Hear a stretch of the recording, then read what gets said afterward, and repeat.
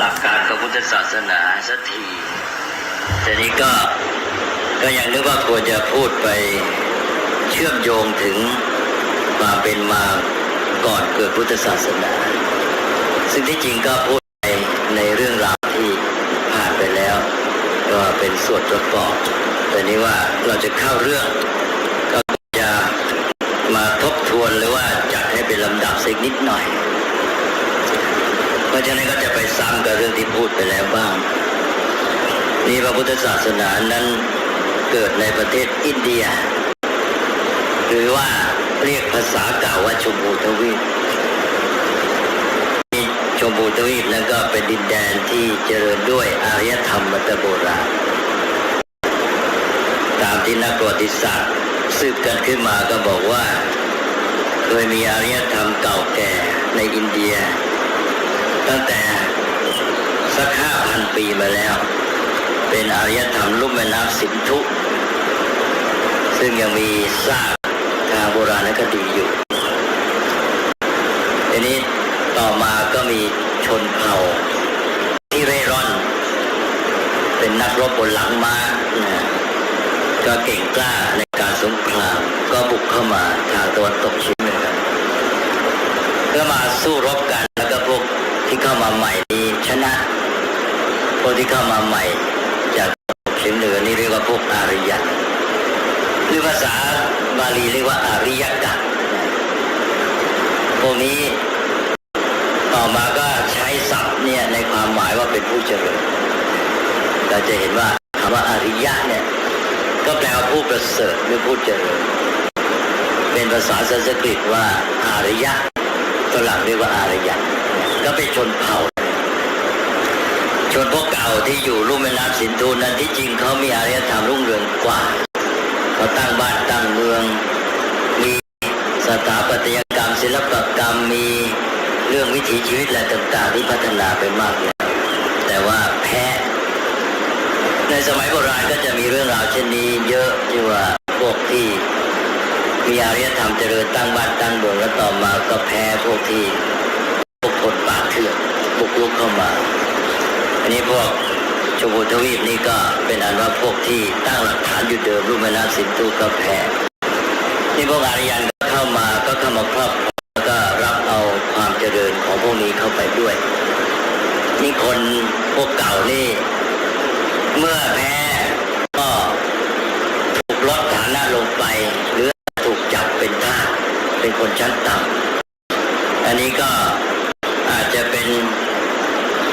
เบื้องหลังของการที่เกิดเป็นชนวรรณะต่างๆด้วยคือว่าพวกอารยันที่เข้ามาก็ยกตัวสูงขึ้นไปก็มีการแบ่งชั้นวรรณะพวกคนในถิ่นเดิมนี่ก็กลายเป็นคนชั้นทาสชั้นต่ำพวกตัวเองอารยันก็เป็นคนชั้นสูงในหลักการพวกอารยันในตามอารยันนี่ก็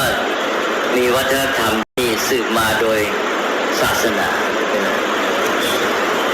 ศาสนาพราหมณ์ก็จะถือเอาพวกอารยันนี่คนวรรณะสูงได้แก่กษัตริย์พราหมณ์แก่ส่วนพวกวรรณะสูตรก็ไม่เป็นอารยันไม่เป็นอริยกะเพราะในความหมายของคำว่าอริยะเดิมเนี่ยนะก่อนที่จะเกิดพุทธศาสนาความหมายของคำอริยะนี่เป็นเรื่องของชนชั้นตามหลักศาสนาพราหมณ์หรือที่จริงก็คือตามวัฒนธรรมเดิมของพวกที่เข้ามาจากภายนอกทีนี้เรื่องราวในแง่ประวัติศาสตร์นี่ก็เป็นการสันนิษฐานเท่าที่เขาค้นคว้าในที่นี้ก็จะไม่พูดละเรามากันในแง่ของความเชื่อถือทางศาสนาการถือปฏิบัติสืบกันมาซึ่งเรื่องราวเหล่านี้จะชัดเพราะว่ามันไปอยู่ในบทบัญญัติทางศาสนาแล้วก็เป็นเรื่องของการถือปฏิบัติมาในชีวิตจริงที่สืบกันมาเพราะฉะนั้นตอนนี้จะตัดตอนเรื่องประวัติศาสตร์เราจะไม่ค่อยเข้าไปเกี่ยวข้องนอกจากว่าจะพูดถึงในเมื่อมันโยงเข้ามาบ้างอันนี้พวกอันนี้ก็อยู่ในอินเดียมาก็เจริญสร้างบ้านสร้างเมืองกันจนกระทั่งมาถึงยุคพุทธกาลเมื่อถึงยุคพุทธกาลนั้นสังคมชมพูทวีปหรืออินเดียเนี่ยก็อยู่ภายใต้ความเชื่อถือและประพฤติปฏิบัติตามหลักศาสนาพราหมณ์ศาสนาที่พวกอารยันนำเข้ามา นิศาสนาพราหมณ์นี่ก็ถือว่าการที่คนเป็นวรรณะเป็นชั้นต่างๆซึ่งที่จริงคำว่าวรรณะเองมันก็แปลว่าสีผิวนั่นเองแสดงว่าเดิมมันคงเกิดจากการที่ว่าแบ่งสีผิวกันหรือว่าสีผิวเป็นเครื่องกำหนดเพราะพวกที่เข้ามาใหม่ก็คงสีผิวอย่างหนึ่งแล้วก็พวกที่อยู่เดิมในอินเดียก็สีผิวหนึ่งก็แยกสีผิวกันแต่ว่าศาสนาพราหมณ์ต่อมาก็ได้มีบทบัญญัติลงไปบอกว่าการที่แบ่งเป็นชนชั้นวรรณะต่างๆเหล่านี้เป็นความประสงค์ของพระผู้เป็นเจ้าก็คือพระพรหมเป็นเทพสูงสุดก็ขอย้อนเล่าไปนิดหนึ่งว่าเดิมทีเดียวนั้นตอนที่พวกอารยันเร่ร่อนแล้วเขาก็นับถือเทพเจ้าเช่นเดียวกับคนในสมัยโบราณอื่นพวกอารยธรรมลุ่มแม่น้ำสินธุก็ย่อมนับถือเทพเจ้าเหมือนกันเมื่อสองเผ่านี้เข้ามาอยู่ด้วยกันแล้วเนี่ยก็ไอ้เรื่องของเทพเจ้าต่างๆก็จะมีการที่อาจจะเข้ามาผสมกลมกลืนหรือมาปะปนอะไรกันบ้างเดิมเขาสันนิษฐานเหมือนกันเมื่อกี้ว่าจะไม่พูดเรื่องนักบวชขาดก็อดพูดไม่ได้ว่าเดิมเนี่ยตอนที่พวกพราหมณ์ขออภัยพวกอารยันเร่ร่อนอยู่เนี่ยพระอินทร์น่าจะเป็นเทพเจ้าสูงสุดแต่ว่าเขาก็นับถือเทพเจ้ามากมายจนกระทั่งมาอยู่ในอินเดียแล้วก็พัฒนาความเชื่ออะไรต่างๆกันขึ้นมาจนกระทั่งในที่สุดก็เป็นเทพเจ้าสูงสุดผู้เดียวก็คือพรหมเป็นผู้สร้างโลกเทพเจ้าอื่นก็ลดหลั่นต่ำในเทพเจ้าสูงพรหมนี่ก็เป็นผู้สร้างสรรค์บรรดาโลกและทุกสิ่งทุกอย่างพราหมณ์ก็บอกว่าที่มนุษย์แบ่งกันเป็นวรรณะต่างๆเนี่ยเป็นชนชั้นนี่ก็มาจากการสร้างสรรค์บรรดาลของพระพรหมพระพรหมท่านสร้างมาเรียบร้อยแล้วให้ใครเกิดมาอยู่ในวรรณะไหนก็เป็นคนเป็นวรรณะสี่คือของเขาเรียกพราหมณ์กษัตริย์แพทย์สูตรถือว่าพราหมณ์เป็นวรรณะสูงสุดและถ้ากษัตริย์ก็พยายามที่จะถือว่ากษัตริย์สูงสุดก็จะเรียนกษัตริย์พราหมณ์สองวรรณะสูงสุดนี่คล้ายๆว่าอาจจะมีการแย่งอำนาจกันอยู่ด้วยกัน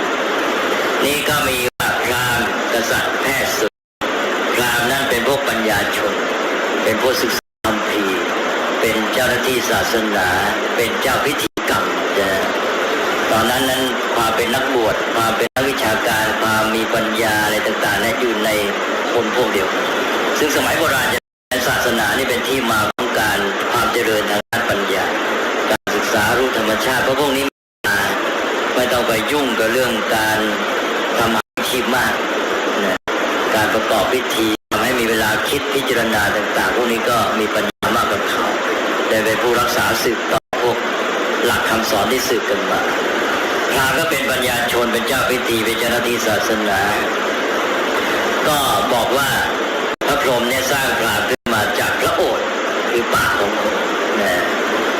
ก็มามีหน้าที่ที่จะได้กล่าวแนะนำสั่งสอนบอกวิธีการจัดอะไรต่างๆเนี่ยแนะนำแม้แต่หลักการประพฤติปฏิบัติในสังคมนี้สองก็ชนวรรณะที่สูงเหมือนกันก็คือกษัตริย์หรือขัตติยะสันสกฤตก็เป็นกษัตริยะบาลีก็เป็นขัตติยะชนพวกนี้ก็เป็นนักรบเป็นนักปกครองก็บอกว่าพระพรหมสร้างจากพระพาหาของพระองค์คือแขนเป็นเครื่องหมายของการใช้กำลังการต่อสู้การรบต่อไปวรรณะที่สามวรรณะแพทย์หรือบาลีเรียกว่าเวชสัตว์ก็ว่าพระพรหมสร้างจากตะโพกต้นขาที่ใช้เดินเพราะฉะนั้นพวกนี้จะเป็นพวกพ่อค้าวานิชเดินทางไปค้าขายสมัยก่อนนี้ก็พ่อค้าก็จะเดินทางค้าขายจากเมืองนี้ไปเมืองโน้นนำกองเกวียนเป็นเราเรียกกันว่าภาษาฝรั่งก็เรียกว่าคาราวานใช่ไหมนำกองคาราวานไปจะมีเรื่องในคัมภีร์เยอะแต่พวกพ่อค้านี่พากันเดินทางไปค้าขายจากเมืองนี้ไปเมืองโน้นกองเกวียนได้มากก็จะบอกว่า500ก่อนนะตัวเลข500นี่จะเป็นหลักเพราะมันมากก็เป็นวรรณะที่3และพวกพ่อค้าต่อไปวรรณะที่4สุดท้ายต่ำสุดก็เรียกว่าวรรณะสูตรสุตระหรือดีก็เป็นสุทธะหมายถึงพวกคนชั้นกรรมกรพวกคนรับใช้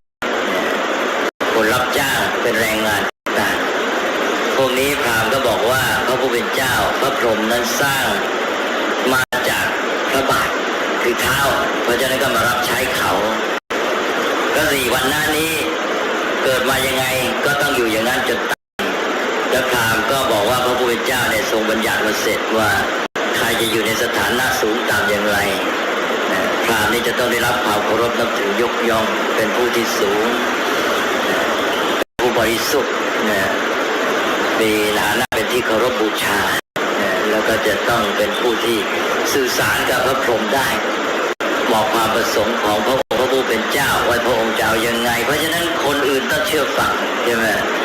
อันนี้ก็พราหมณ์ก็ผูกขาดก็คัมภีร์ที่พราหมณ์สืบต่อกันมานี่เป็นที่รักษาคำสอนอะไรต่างๆของพระพรหมที่ท่านสื่อสารมาเนี่ยก็เรียกว่าพระเวทพระเวทก็แบ่งเป็น3ส่วนสำคัญเรียกว่าไตรเพศแล้วก็มีคัมภีร์เพิ่มขึ้นมาอีกไกลๆเพศเรียกว่าอาถรรพ์พระเวทอันนี้เกี่ยวกับเรื่องของอาถรรพ์เรื่องของสิ่งไสยศาสตร์สิ่งลึกลับเนี่ยมาในคัมภีร์เป็นพระเวทที่จริงเป็น4แต่ว่าเขาก็ไม่นับเข้าก็ยังเรียกไตรเพศแล้วอันนี้ก็เป็นพระเวทอีกส่วนหนึ่งที่สำคัญหลักการข้อบัญญัติเกี่ยวกับชีวิตคนเรื่องวันหน้าอะไรต่างๆก็จะถือตามกันมาเนี่ยถือว่ามาจากพระพรหมทั้งสิ้นเพราะนั้นพวกวันนั้นเหล่านี้ก็ต้องปฏิบัติไปตามจะประพฤตินอกออกไปไม่ได้ใครเกิดมาในวันนั้นไหนก็ต้องทำไปตามแล้วก็ต้องยึดมั่นในวันนั้นของตนถ้าเกิดไปทำอะไรที่ผิดพลาดก็ถือว่าบาปแล้วก็แต่งงานนอกวันนะข้ามวันนะไม่ได้ถ้าแต่งออกมามีลูกมาเป็นคนนอกวันนะเรียกว่าจันทานเป็นชั้นต่ำถูกดูถูกหนักเข้าไปอีกแล้วก็ยิ่งแย่ใหญ่จันทานได้เป็นพวกที่ต่ำสุดเนี่ยเขาเรียกว่าเป็นพวกที่แตะต้องไม่ได้แต่ว่าแตะต้องไม่ได้จริงๆมันมองในแง่ดีก็คือแหมสูงซะเหลือเกินใช่ไหมแต่ที่นี่มันกลายเป็นว่าต่ำสุดจนกระทั่งแตะต้องแล้วก็เป็นบาปไปหมดใครไปถูกตัว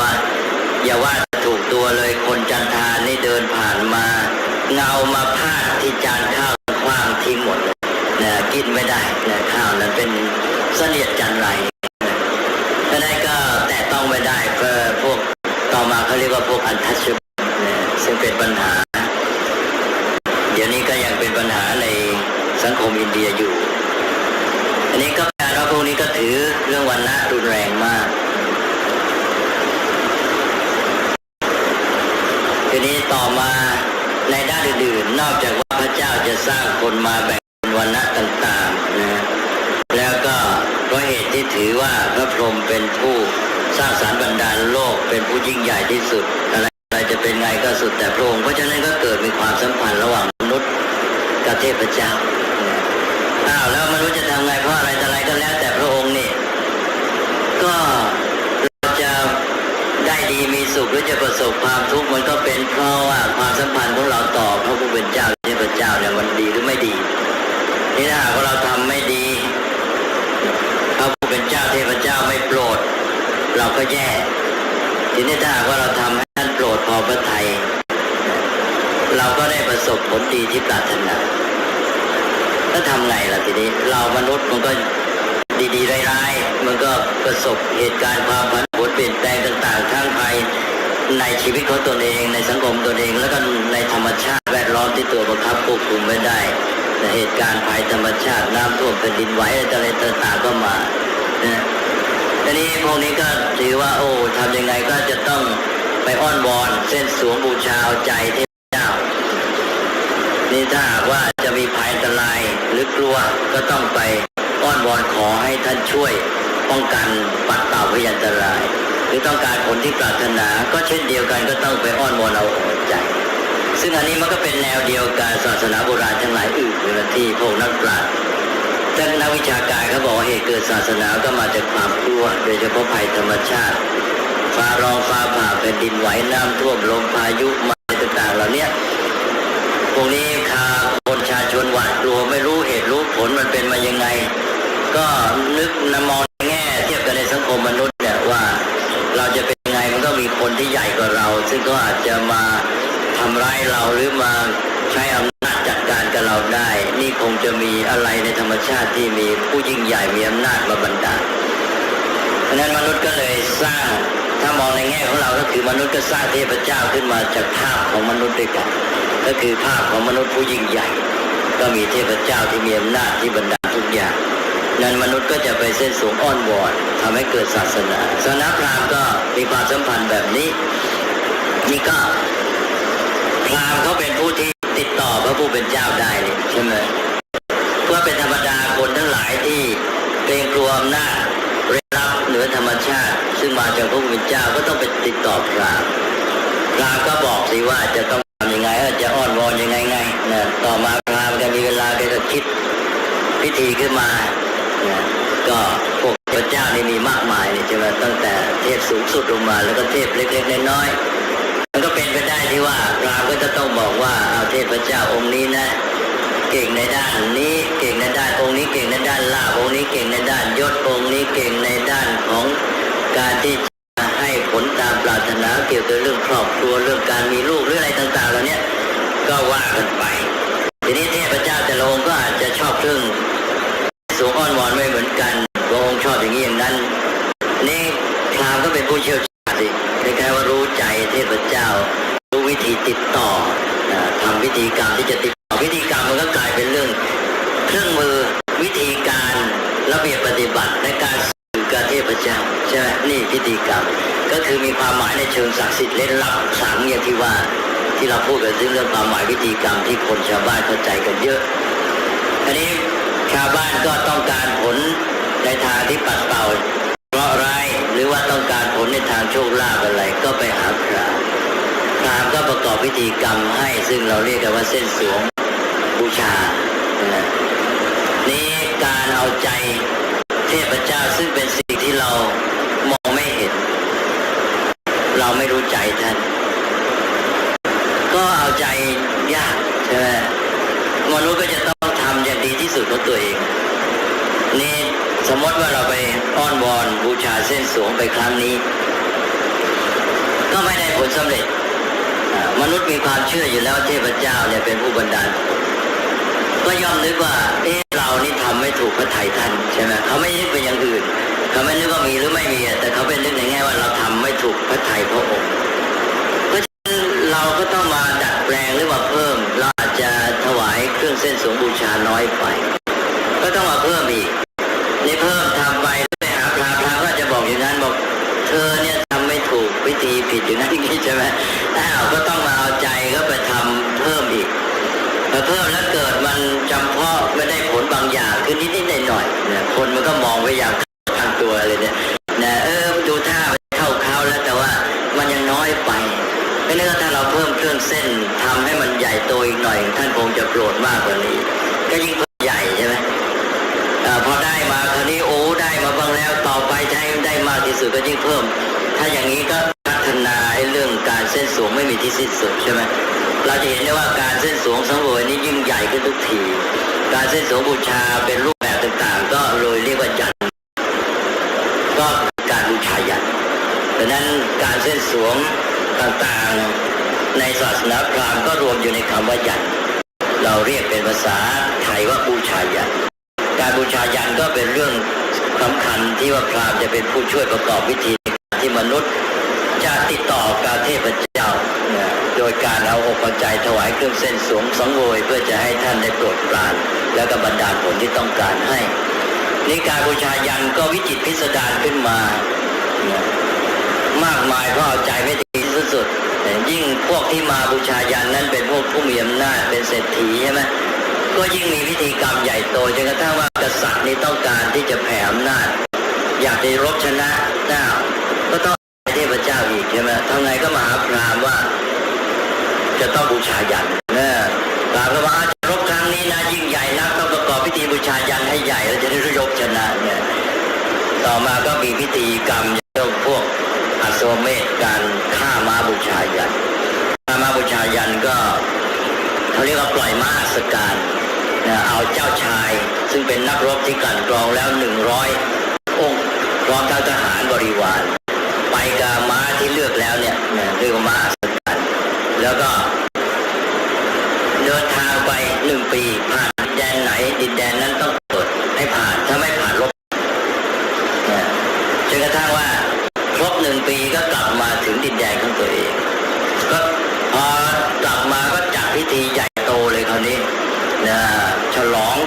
ที่แล้วก็ฆ่าม้านั้นเสีย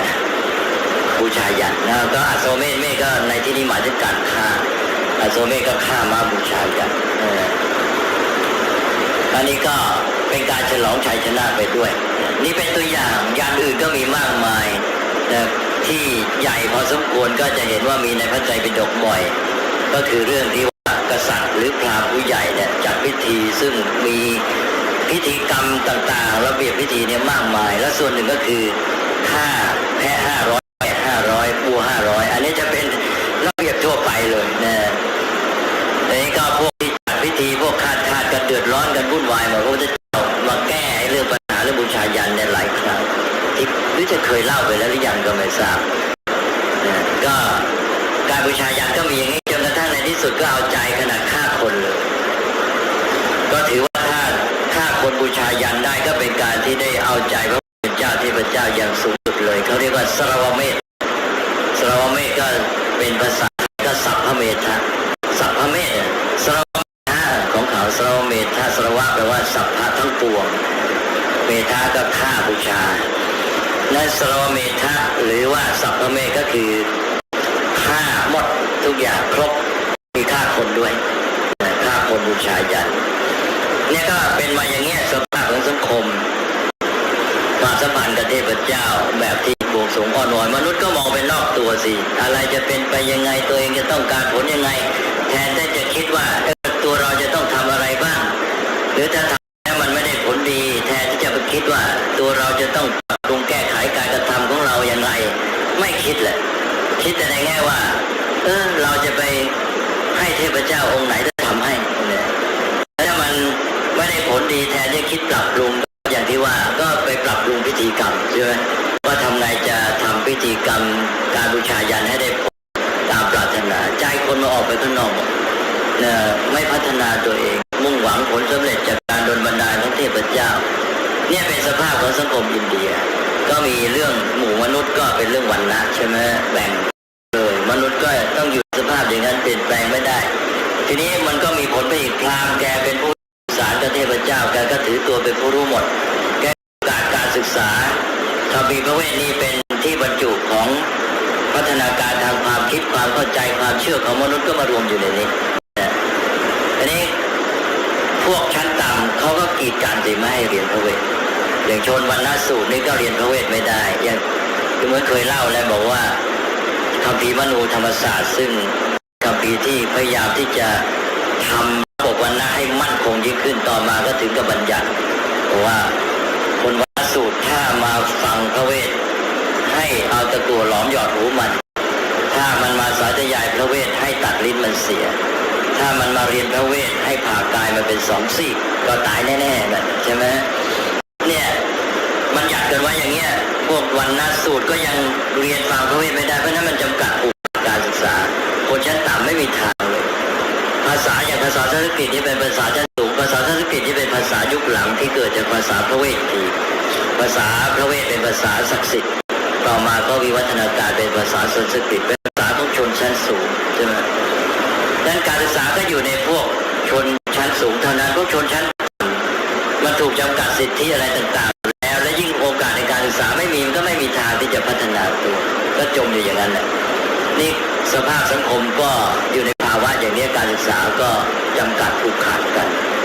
เป็นกันถ้าว่าคนจันทานนั้นไม่มีทางได้เล่าเรียนในชาดกก็มีเรื่องถึงว่าพระโพธิสัตว์เนี่ยไปเกิดเป็นคนจันทานหรือจะเคยเล่าแล้วเหมือนกันนะแล้วก็พวกคนสมัยก่อนเนี่ยเขาเรียนกันที่เมืองตักกศิลาที่เมืองตักกศิลาก็มีอาจารย์ปาโมกทิสาปาโมกก็แปลว่าอาจารย์ผู้เป็นประมุขในทิศนั้นหมายความว่าเป็นที่ล้านยิ่งใหญ่ในทิศของตนทีนี้สัตว์หรือเศรษฐีอะไรต่างๆพวกวรรณะสูงอยากจะศึกษาเนี่ยก็ต้องส่งลูกไปเรียนสมัยก่อนการคมนาคมก็ไม่ได้สะดวกต้องเดินทางฝ่าความทุรกันดารฝ่าภัยอันตรายผจญภัยเดินทางกันไปไกลก็ไปเรียนที่ตักกศิลาซึ่งอยู่ทางตะวันตกเฉียงเหนือของประเทศอินเดียก็จะมีเรื่องราวเป็นการผจญภัยของพวกเจ้าชายหรือพวกลูกเศรษฐีเหล่านี้บ้างแม้แต่หมอชีวกนี่ก็ไปเรียนที่นั่นอันนี้ก็มีเรื่องในชาดกว่าครั้งหนึ่งพระโพธิสัตว์เกิดเป็นคนจันทานก็อยาก ว่าการศึกษาสมัยนั้นผูกขาดเขาไม่ให้คนวรรณะต่ำและนอกวรรณะเราเรียนแม้แต่สูตรยังเรียนไม่ได้เลยนี่จักทานยิ่งต่ำหนักเขาไปเรียนยังไงแต่พระโพธิสัตว์นี่เป็นผู้ฝ่ายศึกษาก็อยากจะเรียนก็ทำไงแล้วก็ต้องปลอมตัวคือไม่ต้องปลอมตัวหมายความว่าจะเข้าไปเรียนโดยไม่เปิดเผยวรรณะของตนเองก็เท่ากับปลอมตัวนั่นแหละนะว่าเป็นวรรณะสูงก็เลยเข้าไปเรียนได้เข้าไปเรียนที่สำนักอาจารย์ลิสาปาโมกแต่ทีนี้เรื่องของชีวิตความเป็นอยู่ขนบธรรมเนียมประเพณีของแต่ละวรรณะเนี่ยมันต่างกันอยู่แล้วใช่ไหมแล้วมันไม่มีโอกาสที่จะได้มาเกี่ยวข้องสังสรรค์กันเพราะฉะนั้นคนอย่างวรรณะต่ำเขาก็ไม่รู้เรื่องของชีวิตของคนชั้นสูงเท่าไหร่มันปิดไม่ไหวนั้นพระโพธิสัตว์เนี่ยเข้าไปเรียนอยู่กับเพื่อนๆซึ่งเป็นวรรณะสูงๆต่อมามันปิดไม่อยู่ไอ้สภาพการประพฤติปฏิบัติถ้อยคำหรืออะไรต่างๆแล้วเนี่ยมันแสดงออกพวกเพื่อนๆก็จับได้ว่าไอ้นี่มันมาจากวรรณะต่ำนี่นะใช่ไหมพอจับได้เนี่ยทั้งที่เป็นเพื่อนอยู่ด้วยกันใกล้ชิดสนิทสนมมาตั้งนานแล้วซ้อมกันไม่มีแล้วเนี่ยซ้อมพระโพธิสัตว์เลยต้องหนีออกมาจากสำนักหมดโอกาสเล่าเรียนนี่นะนี่เรื่องพุทธศาสนานั้นต้านลัทธิวรรณะนะก็ให้เห็นตัวอย่างว่าเขาผูกขาดการศึกษากันสังคมอินเดียก็เป็นอย่างที่ว่าการศึกษาผูกขาดด้วยคัมภีร์พระเวทถือคัมภีร์พระเวทศักดิ์สิทธิ์ถ้าใครไม่ได้เรียนพระเวทไม่ได้เข้าถึงพระเวทก็ไม่มีทางที่จะหลุดพ้นบรรลุจุดหมายของชีวิตที่ดีงามได้คนก็แบ่งเป็นวรรณะสี่ต้องอยู่ในวรรณะของตนมนุษย์จะได้ดีมีสุขก็ต้องอยู่ที่การดลบันดาลพระเทพเจ้าความสัมพันธ์ในการบูชายันนะนี่ก็เป็นสภาพที่เราควรจะตั้งเป็นข้อสังเกตที่สำคัญทีนี้อีกด้านหนึ่งก็คือว่าเมื่อศาสนาพราหมณ์ได้เจริญรุ่งเรืองอยู่อย่างนี้นะก็ในด้านบ้านเมืองก็มีกษัตริย์ต่างๆธรรมดากษัตริย์ก็ย่อมมีการแย่งชิงดินแดนรบราฆ่าฟันกันนะในที่สุดก็จะมีแว่นแคว้นหรือรัฐบางรัฐใหญ่ขึ้นเพราะมีอำนาจมากใช่ไหมแต่ก่อนอาจจะเป็นแว่นแคว้นเล็กๆน้อยๆในสมัยพุทธกาลนี่บอกว่ามี16ประเทศเรียกว่ามหาชนบทประเทศใหญ่16ประเทศเรียกว่าอังคทากาสีโกสละวัชชีมัลละเจตีวังสกุรุปัญจาละอัสกะอวันตีคันธาระกัมโพชะมี16แคว้นแต่พอถึงพุทธกาลจริงนี่ปรากฏว่าบางแคว้นก็ถูกปราบปรามรวมเข้าในแคว้นใหญ่ๆอื่นเช่นอังคะเข้าไปรวมอยู่ในมคธที่เขาว่าเดี๋ยวนี้ก็คือแถบเบงกอลกาสีซึ่งเมืองพาราณสีเป็นเมืองหลวงก็มีประวัติการรบราฆ่าฟันกับโกศลเนี่ยยาวนานมากมีในชาดกในคัมภีร์พุทธศาสนาก็เล่าไว้แต่มาถึงพุทธกาลแคว้นกาสีก็ได้ถูกรวมเข้าในแคว้นโกศลไปแล้วแล้วก็ยังมีแคว้นอื่นๆอีกรวมแล้วที่ใหญ่จริงๆในสมัยพุทธกาลก็มีในเรา5-6แคว้นก็มีมคธเนี่ยยิ่งใหญ่มากคู่กับโกศลมคธโกศลตอนนั้นเรียกว่าใหญ่คู่เคียงกันเลยแล้วต่อมาพอหลังพุทธกาลไม่ช้าก็โกศลก็ไปก็สลายต่ออะไรอีกแคว้นที่ใหญ่มาก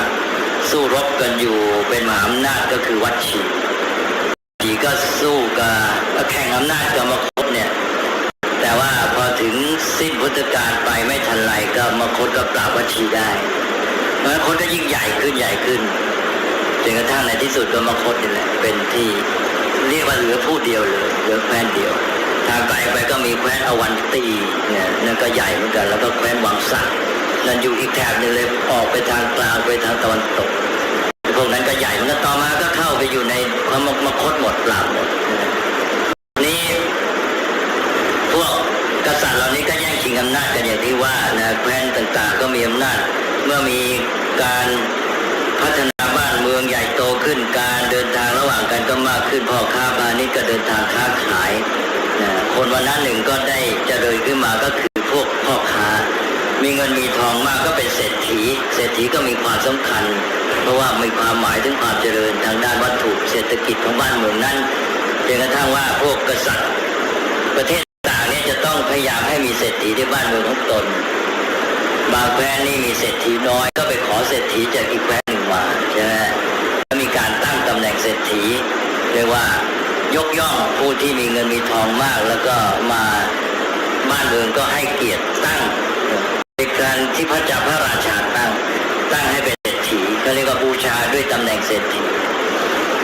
รษฐีก็จะมีหน้าที่ไปเฝ้าพระราชาวันละ2 หนอย่างนี้เป็นต้นนะนี่เงินทองสะพรั่งมีการบำรุงบำเรอคนก็เริ่มมีความสะดวกสบายหันมาหมกมุ่นในเรื่องของการมาสุขมากขึ้นนี่ก็ด้านหนึ่งนะนี่ก็เป็นสภาพบ้านเมืองที่เจริญนะแต่ว่าอีกด้านหนึ่งก็คือว่าบางคนเนี่ยจากความเจริญเกิดขึ้นความพรั่งพร้อมทางวัตถุก็จะมีคนที่เบื่อหน่ายคนที่เบื่อหน่ายโลกก็สละโลกออกไปหาความสุขทางจิตใจก็ไปอยู่ป่าเป็นฤาษีชีไพรพวกนี้ก็จะตัดขาดจากสังคมไม่เอาเรื่องเอาราวกับใครไปหาความสงบทางจิตใจและไม่เกี่ยวข้องกับชาวบ้าน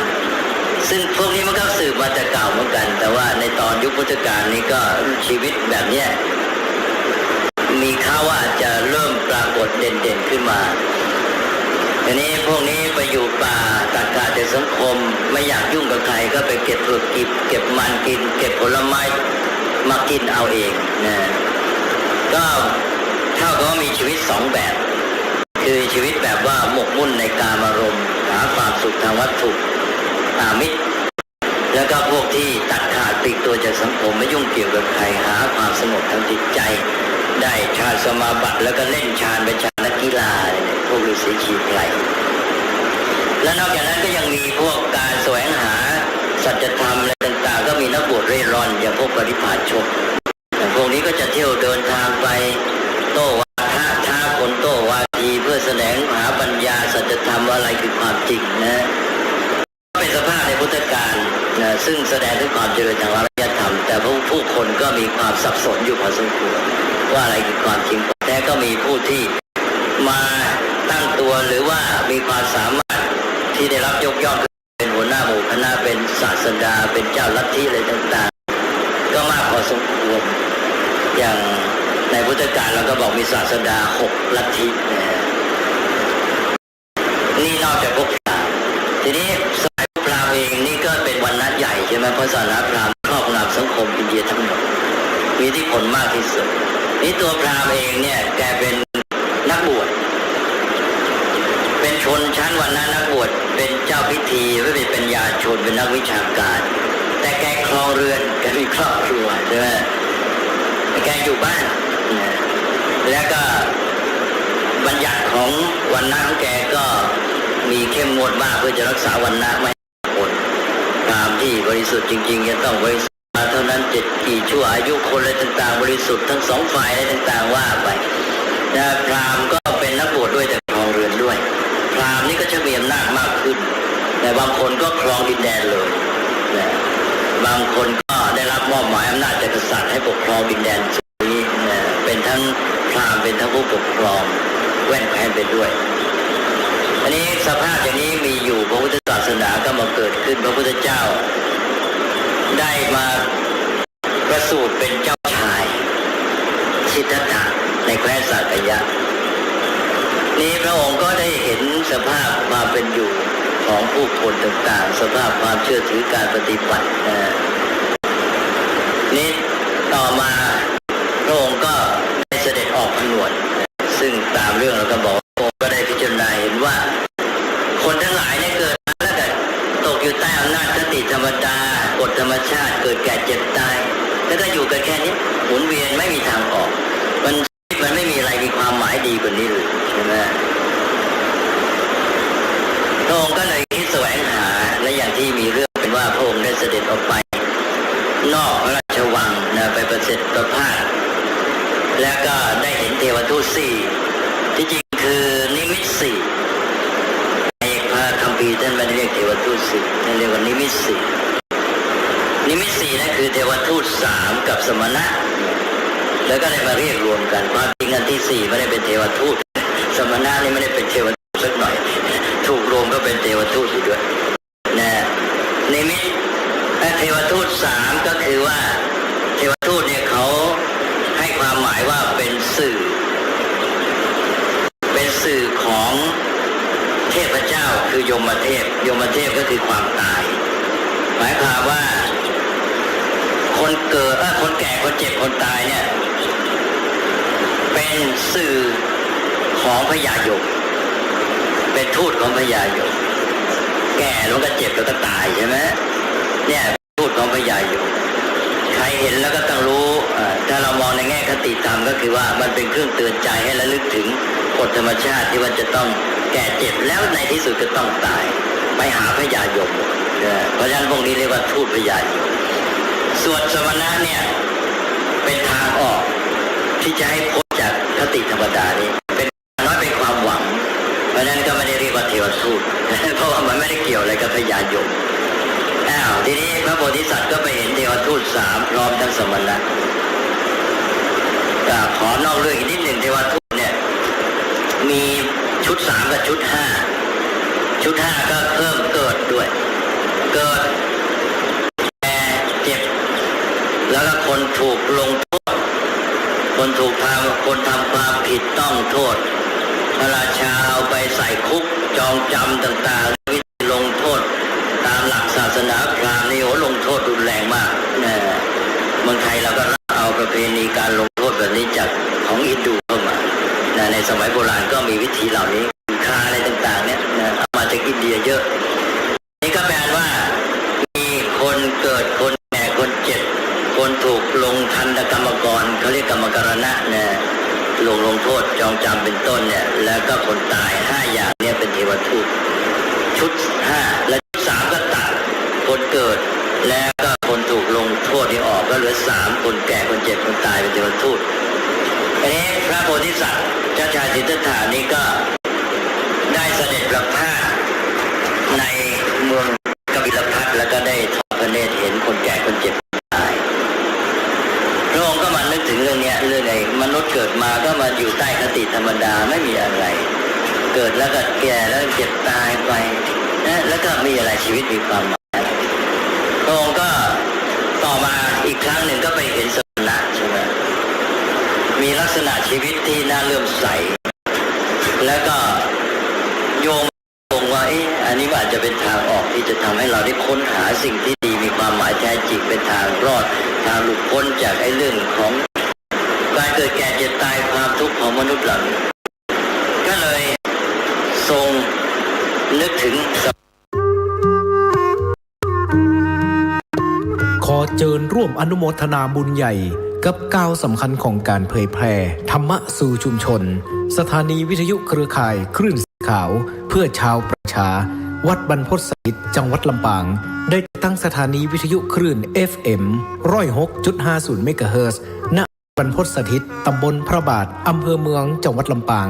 เพื่อเป็นกระบอกเสียงแห่งธรรมข่าวสารงานบุญและสนับสนุนกิจการคณะสงฆ์มาตั้งแต่วันที่1 มีนาคม 2569 บัดนี้ถึงเวลาอันเป็นมงคลขอเชิญร่วมงานทำบุญเปิดสถานีวิทยุวัดบรรพตสถิตและพิธีสามีจิกรรมสุมาคารวะสะเกล้าดำหัวครูบาอาจารย์พระนักเผยแผ่เครือข่ายคลื่นสีขาวประจำปี 2569 พบกันในวันเสาร์ที่ 25 เมษายน 2569 นี้เวลา 8 นาฬิกาประกอบพิธีสวดถอนตามโบราณประเพณี9:30 นาทีร่วมฟังเวทีเสวนาธรรมพระสงฆ์กับการสื่อสารเล่าขานวิทยุท้องถิ่น 10:30 นาทีพิธีเจริญพระพุทธมนต์สืบชะตาเพื่อความเป็นสิริมงคล 11:29 นาทีพิธีเปิดป้ายสถานีวัดบรรพตสถิตอย่างเป็นทางการ 12 นาฬิกาอิ่มบุญอิ่มต้องกับโรงทานอาหารเลิศรสจากญาติธรรม 13 นาฬิการ่วมพิธีสามีกรรมสะเกล้าดำหัวพระสงฆ์ครูบาอาจารย์พระนักเผยแผ่จำนวน50รูป 14 นาฬิกาพิเศษกิจกรรมจับสลากของขวัญรางวัลแทนใจให้แก่ญาติโยมเชิญคณะศรัทธาท่านผู้ฟังร่วมเป็นเจ้าภาพปัจจัยถวายพระสงฆ์50รูปละ 1,500 บาทหรือตามเจตนาศรัทธาบริจาคได้ที่ธนาคารกรุงไทยสาขาลำปางชื่อบัญชีกองทุนสนับสนุนการเผยแผ่พระพุทธศาสนาวัดบรรพตสถิตเลขที่บัญชี 503-3-15564-4 สอบถามรายละเอียดเพิ่มเติมโทร 086-586-7540 หรือ 098-005-2515 25 เมษายนนี้เฮามาห่วมสะเกล้าดำ หัวร่วมสืบสารประเวณีปีใหม่เมืองณวัดบรรพตสถิตลำปางคลื่น106.50 เมกะเฮิรตซ์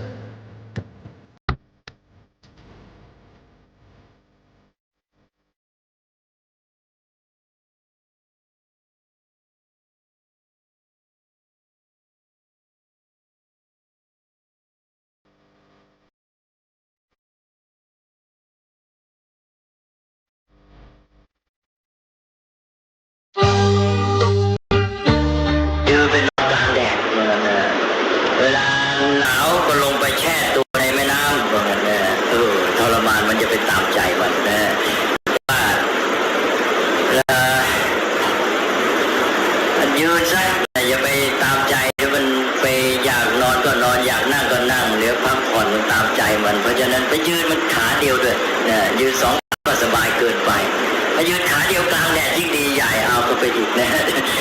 ทีนี้เราหายใจเพื่อนกินอาหารก็ตามใจเองไม่เอาละอย่าไปกินมันอดมันถ้ามันไม่ไหวจริงๆก็กินหน่อยเยอะเพราะว่าถ้ามันอดเลยโดยสิ้นเชิงก็ตายแน่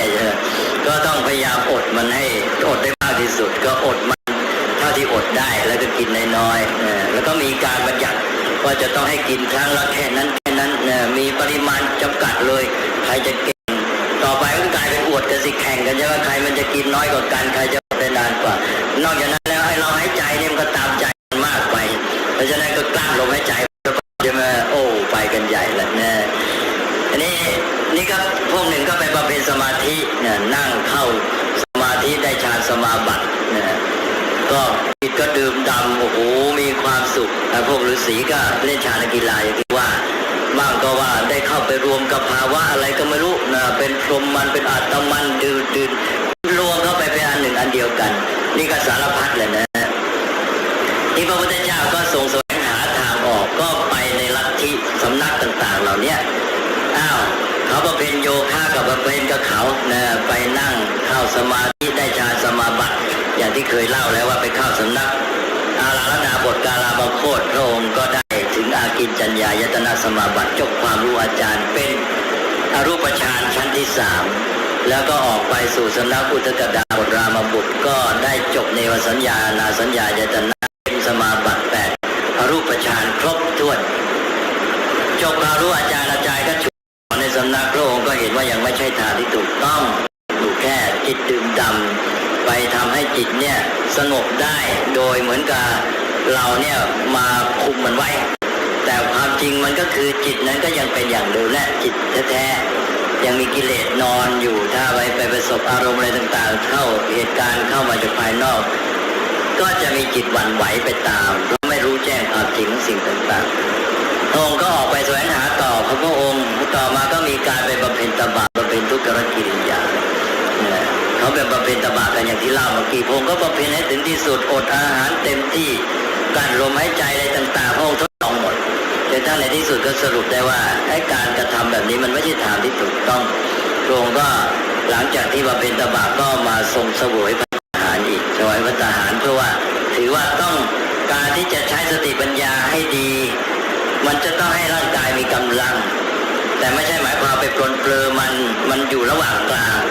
คือพวกหนึ่งก็จะปลนเปลือร่างกายให้มีความสุขหาความสุขจากการเสพจากกินอร่อยและพวกหนึ่งเขาบอกไม่ใช้ไม่ได้ก็ไปทรมานร่างกายไม่กินใช่ไหมอันนี้มันก็เป็นสุดทางที่จริงชีวิตที่เราจะดีนี่เราอาศัยร่างกายเพื่อจะได้ไปค้นหาแสวงหาต่อไปเพราะนั้นต้องให้ร่างกายมีกำลังแข็งแรงแต่ก็ไม่ใช่ปลนเปลือเพราะนั้นพระโพธิสัตว์ก็เปลี่ยนไปมาเสวยพระทหารพอให้ร่างกายมีกำลังและใช้กายเนี่ยไปทำประโยชน์คือไปแสวงหาความจริงต่อไปแล้วพระองค์ก็มาเดินทางว่าตอนนี้ก็คือการข้ามพ้นจากการที่คิดเอาแต่ด้านร่างกายว่าไอ้จุดหมายนี่มันอยู่ที่เรื่องวัตถุแล้วก็กายแล้วก็ข้ามพ้นระดับที่เอาแค่จิตที่ว่าไม่เอาตามใจกายต้องมามุ่งที่จะมาอบรมจิตหรือว่ามาทำให้จิตเข้าถึงสิ่งนั้นสิ่งนี้ด้วยสมาธิให้จิตบังคับตัวเองได้มีพลังเข้าถึงสิ่งนั้นสิ่งนี้จนกระทั่งมีฤทธิ์มีเดชมีปาฏิหาริย์เรื่องจิตนี่ก็จะทำให้หลุดพ้นเก่งกาจพระองค์ก็ว่าไม่ใช่ก็เลยเข้าสู่ลำดับที่3ก็ปัญญาเข้าสู่มัชฌิมาปฏิปทาและก็บูรณาการทั้งกายจิตปัญญาเลยว่าให้กายมาใช้ ประโยชน์ในขอบเขตเข้ามาที่ถูกต้องนั้นคือแค่ไหนจิตมีประโยชน์แค่ไหนแล้วจะต้องพัฒนามันอย่างไรแล้วมาประสานกับปัญญาใช่ไหมแล้วเป็นจึงจะสมบูรณ์ก็เกิดเป็นมัชฌิมาปฏิปทาขึ้นพระพุทธเจ้าก็ตรัสรู้อันนี้ก็เป็นประวัติพอจะให้เห็นสภาพภูมิหลังแต่ว่าสิ่งที่ต้องการพูดให้เห็นก็คืออิทธิพลที่ครอบงำของศาสนาพราหมณ์ซึ่งยิ่งใหญ่ที่สุดเพราะว่าสังคมทั้งหมดคนทั้งหลายนี่ดำเนินชีวิตอยู่ภายใต้ครอบงำความเชื่อและการปฏิบัติและบทบัญญัติศาสนาพราหมณ์อย่างที่ว่าเป็นวรรณะต่างๆและก็ความสัมพันธ์กับเทพเจ้ามีพระพรหมเป็นต้นที่ว่ากระทำการสัมพันธ์ด้วยการบูชายันเป็นการเส้นสูงอ้อนวอนขออำนาจโดยบันดาลของเทพเจ้ามาให้ผลที่ปรารถนาทั้งในการที่จะช่วยพ้นภัยและในการที่จะให้สมปรารถนาต่างๆทีนี้พระพุทธเจ้าได้ทรงมาประสบสิ่งเหล่านี้เรื่องหนึ่งวันนะพระองค์เห็นด้วยพระพุทธเจ้าออกประกาศศาสนาเจอสภาพนี้พระองค์ก็เลิกล้มไม่เอาพยายามที่จะสอนไม่ให้คนเนี่ยมายึดติดอยู่ในวันนะและตั้งคณะสงฆ์ขึ้นมารับโกจากทุกวันนะแม้แต่จันทานก็ให้เข้าไปได้ศึกษาเล่าเรียนแล้วก็ถือว่าสูงสุดอยู่ที่การพัฒนาตนเองใครก็ตามก็มีโอกาสที่จะได้ศึกษาเท่ากันเมื่อศึกษาแล้วผู้ที่สูงสุดก็คือผู้ที่พัฒนาตนบรรลุธรรมสูงสุดเป็นพระอรหันต์หมดกิเลสหมดความทุกข์ด้วยปัญญาที่ได้พัฒนาเต็มที่โดยการบูรณาการระหว่างศีลสมาธิปัญญาทั้งพฤติกรรมจิตใจและปัญญาแล้วทีนี้ก็อีกด้านหนึ่งก็คือว่าชีวิตของผู้คนที่มีความสัมพันธ์กับเทพเจ้าในการอ้อนวอนมีการบูชายันพระพุทธเจ้าก็เสด็จจาริกไปก็เจอพวกกษัตริย์บ้างพราหมณ์บ้างทำการบูชายันพระองค์ก็ไปสอนให้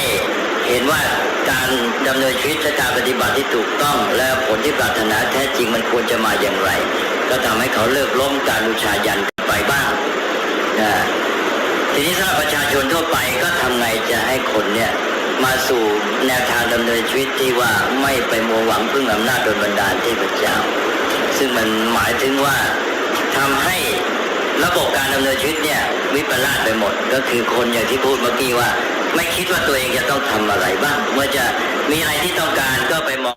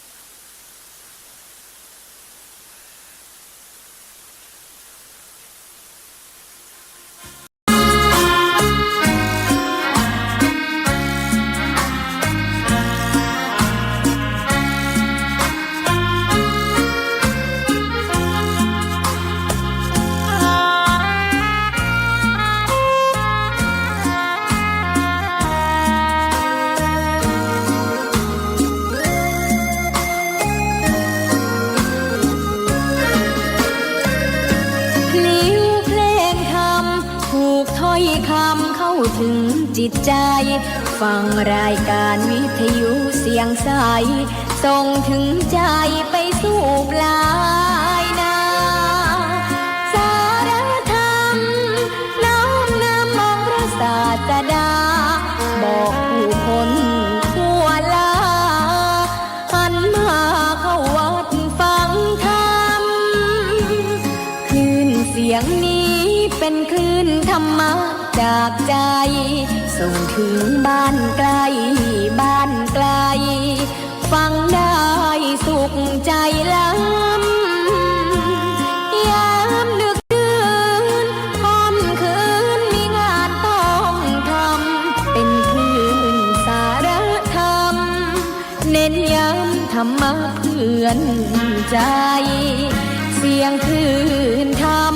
บอกหลักธรรมให้คลายความเหงาฟังเสียงธรรมะเบาเบาบอกเล่า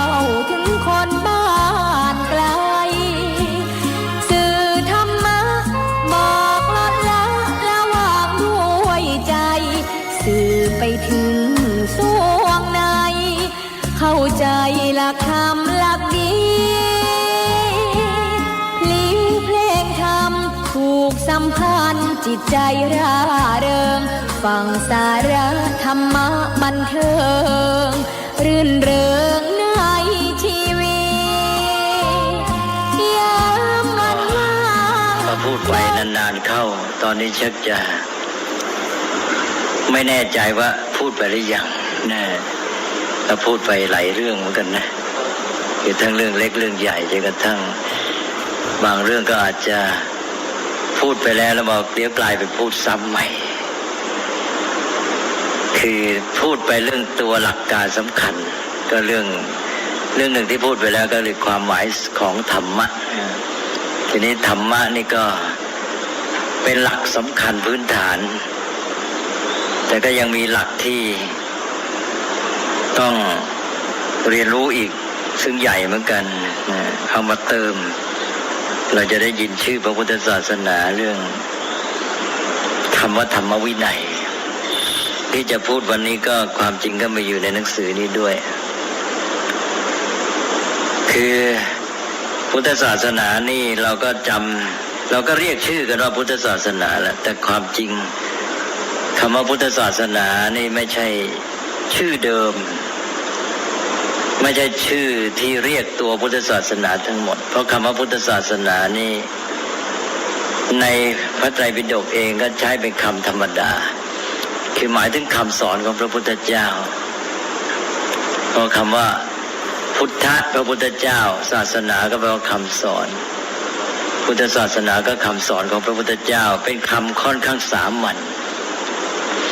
นี่คำที่เรียกชื่อพระพุทธศาสนาจริงๆเนี่ยคือคำอะไรเดิมทีเดียวนี่ท่านใช้คำว่าธรรมวินัยเรียกว่าภิกษุบวชแล้วในธรรมวินัยนี้อันนี้พระพุทธศาสนาก็คือธรรมวินัยนี้บางครั้งก็อาจจะใช้คำอื่นเรียกว่าธรรมวินัยที่ตถาคตประกาศแล้วนี่คือชื่อเดิมนี่คำว่าธรรมวินัยเนี่ยมีความหมายอย่างไรธรรมะก็ได้พูดกันมาแล้วมีคำเพิ่มอีกอย่างหนึ่งก็คือวินัยแล้วทำไมจึงเรียกพระพุทธศาสนาว่าธรรมวินัยไม่เรียกแค่ธรรมะเนี่ยมีเติมคำว่าวินัยเข้าไปด้วยก็เราก็เริ่มมาจากคำว่าธรรมะนั่นแหละนะเพราะว่าได้เคยพูดไปแล้วว่าคำว่าธรรมะนี่เป็นความจริงที่มีอยู่ตามธรรมดาพระพุทธเจ้าก็ตรัสว่าพระองค์จะเกิดหรือไม่เกิดธรรมะก็มีอยู่ตามธรรมดาของมันอย่างพุทธพจน์ที่เคยยกมาอ้างว่าตถาคตทั้งหลายจะเกิดขึ้นหรือไม่เกิดก็ตามความจริงก็มีอยู่ของมันเป็นธรรมดาอย่างนั้นเช่นเรื่องไตรลักษณ์ก็มีอยู่ในธรรมชาติไม่เกี่ยวกับการเกิดขึ้นของพระพุทธเจ้าแต่ว่าพระพุทธเจ้ามาส่งค้นพบความจริงนี้แล้วก็เอามาเปิดเผยเอามาแสดงชี้แจงทำให้เข้าใจง่ายคือพระพุทธเจ้านี่ก็มีความพิเศษอยู่ตรงที่ว่าเป็นค้นพบความจริงนั้นค้นพบธรรมะนั่นเองและนอกจากค้นพบแล้วนอกจากรู้ได้ตนเองแล้วก็เอามาสอนผู้อื่นให้คนอื่นพลอยรู้ตามด้วยฐานะของพระศาสดาคือพระพุทธเจ้าก็อยู่ตรงเนี้ยอันนี้พอเรา ได้ฟังพระพุทธเจ้าแล้วถ้าปัญญาเราพัฒนาพอเราก็เข้าใจธรรมะคือตัวความจริงนั้นเหมือนกับพระองค์พอเราเข้าใจเหมือนอย่างพระองค์แล้วเราก็ได้เข้าถึงความจริงแล้วก็เราก็จะมีปัญญาเราก็จะมีความดีงามขึ้นมาเหมือนกับพระพุทธเจ้าแม้อาจจะไม่เท่าทีเดียวเพราะพระพุทธเจ้านั้นได้พัฒนาพระองค์มาโดยบำเพ็ญบารมีอย่างมากมายแต่ก็ลักษณะทั่วไปก็เหมือนกันก็คือว่าเรียกว่าพ้นจากกิเลสและความทุกข์ทีนี้จุดสำคัญก็คือตัวธรรมะนี่แหละแล้วทำไมธรรมะนี่มีคำว่าวินัยเพิ่มเข้ามานี่เราลองมาดูว่าตกลงว่าพระพุทธเจ้าเนี่ยมาค้นพบธรรมะคือความจริงที่มีอยู่ตามธรรมดาแล้วก็มาเปิดเผยแสดงชี้แจงให้คนอื่นเข้าใจตามด้วยนี่พระพุทธเจ้ามาชี้แจงสั่งสอนคนอื่นให้เข้าใจก็ถ้าหากว่าสอนไปเรื่อยๆนะ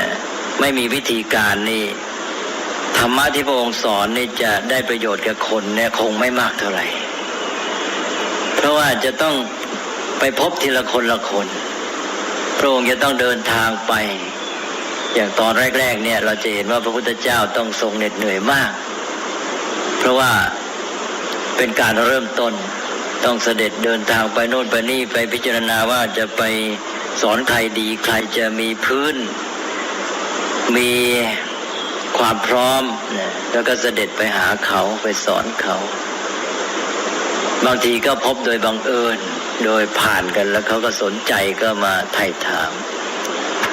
อันนี้ใช้เวลานานกว่าจะได้มีพระศาสนาจะได้แผ่ไพศาลไปแล้วถ้าพระพุทธเจ้าใช้วิธีนี้ตลอดนี่คงจะกินเวลามากมายเหลือเกินนี่จะทำไงให้ธรรมะเนี่ยได้เกิดประโยชน์เป็นผลแก่คนจำนวนมากมายได้เพราะว่าพระพุทธเจ้าก็ต้องการให้คนจำนวนมากเนี่ยหรือมนุษย์ทั้งโลกเลยได้ประโยชน์จากธรรมะที่พระองค์ค้นพบอันนี้ก็จะต้องมีวิธีการจะทำยังไงล่ะวิธีการที่จะทำให้ได้เกิดประโยชน์แก่คนจำนวนมากๆนี่ก็คือต้องมีการจัดตั้ง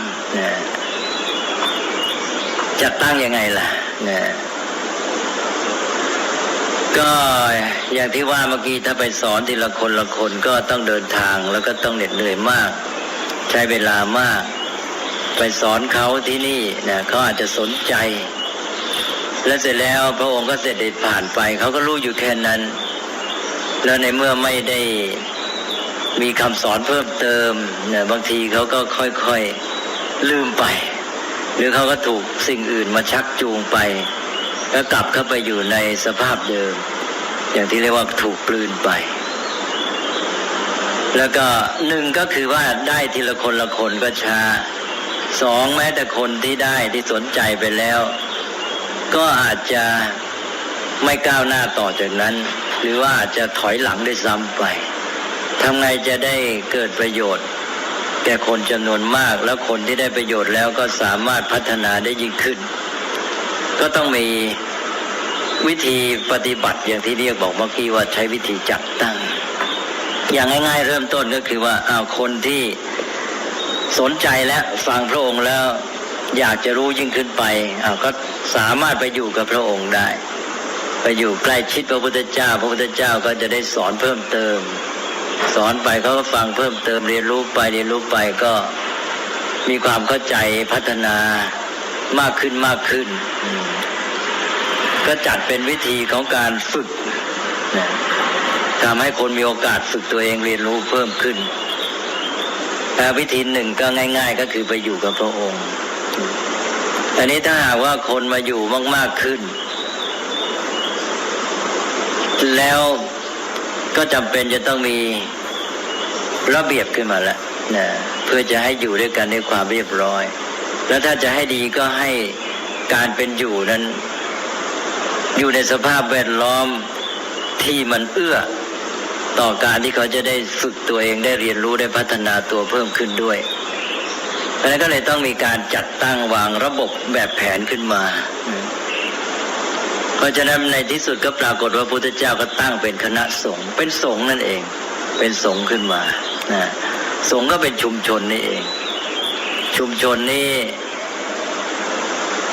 คนที่มีความมุ่งหมายดีงามรู้ว่าตัวเองมีเป้าหมายอย่างไรในการมาอยู่เนี่ยใจเขาพร้อมอยู่แล้วเนี่ยก็จะไม่ค่อยมีปัญหาอะไรแต่ว่าถ้าหากว่าอยู่กันมากๆต่อมาก็มีคนที่มีพื้นน้อยบ้างมากบ้างอัธยาศัยใจคอต่างๆกันก็จะต้องมีระเบียบความเป็นอยู่ก็จัดตั้งวางระเบียบขึ้นมาต่อมาพวกระเบียบกฎเกณฑ์กติกาอะไรต่างๆก็เพิ่มขึ้นมาเรื่องของการจัดเป็นชุมชนแล้วก็มีกฎเกณฑ์กติกามีความเป็นอยู่ที่เอื้อหรือเหมาะแก่การมาศึกษามาเรียนรู้มาพัฒนาตัวเองทั้งหมดเนี่ยเราเรียกกันว่าวินัยวินัยก็คือการจัดตั้งวางระบบของชุมชนและสังคมแล้วก็ระเบียบแบบแผนในการดำเนินชีวิตในการอยู่ร่วมกันก็พูดง่ายๆว่าการจัดสภาพชีวิตระบบความการอยู่ร่วมกันการดำเนินกิจการและสภาพแวดล้อมต่างๆเนี่ยให้เอื้อต่อการปฏิบัติที่จะให้บรรลุวัตถุประสงค์ของชุมชนนั้นคนที่มาอยู่กับพระพุทธเจ้าเป็นสงฆ์นี่มีวัตถุประสงค์อะไรวัตถุประสงค์ก็เพื่อจะมาศึกษามาเรียนรู้ฝึกหัดพัฒนาตามคำสอนของพระพุทธเจ้าเพื่อเข้าจุดหมายตามที่พระพุทธเจ้าทรงสอนไว้คือการปฏิบัติเพื่อเข้าถึงวิมุตติความหลุดพ้นเพื่อนิพพานเพื่อความหลุดพ้นจากกิเลสและความทุกข์อันนี้เมื่อมีจุดหมายอย่างนี้แล้วเนี่ยระเบียบการดำเนินชีวิตเป็นอยู่ของแต่ละคนก็ตามระบบการอยู่ร่วมกันสัมพันธ์กันในระหว่างผู้อยู่ในชุมชนนั้นคือพระภิกษุทั้งหลายก็ตามการจัดดำเนินกิจการต่างๆทั้งหมดของชุมชนนั้นก็ตามสภาพแวดล้อมต่างๆก็ตามเนี่ยจะมีจุดหมายอันเดียวกันคือเพื่อให้มันเป็นเครื่องช่วยในการที่ทุกคนทุกท่านที่อยู่ในชุมชนเนี่ยจะได้ก้าวหน้าไปในการศึกษาในการเรียนรู้ปฏิบัติของตนสู่จุดมุ่งหมายอันนั้นนี่แหละอย่างนี้ทั้งหมดอย่างที่บอกเมื่อกี้เรียกว่าวินัยคือการจัดตั้งวางระบบแบบแผนระเบียบกฎเกณฑ์กติกาของชุมชนนี่ถ้าจัดวางได้ดีนี่คนที่มาอยู่ในชุมชนนี้จะได้ประโยชน์มากก็จะทำให้คนจำนวนมากนี่ได้ประโยชน์จากธรรมะที่พระพุทธเจ้าทรงสอนฉะนั้นวินัยคือการจัดตั้งวางระบบแบบแผนระเบียบกติกาเหล่านี้จึงเป็นเรื่องสำคัญที่จะมาช่วยให้ธรรมะนี่เกิดประโยชน์แก่หมู่มนุษย์จำนวนมากไม่ฉะนั้นแล้วก็จะธรรมะก็จะเกิดประโยชน์กับคนน้อยคนเมื่อถือว่าเรื่องการจัดตั้งนี้การจัดวางเป็นชุมชนนี่เป็นเรื่องสำคัญในที่สุดก็เลยเอาคำว่าวินัยนี่มาคู่กับคำว่าธรรมะเลยก็เรียกพุทธศาสนาว่าธรรมะและวินัย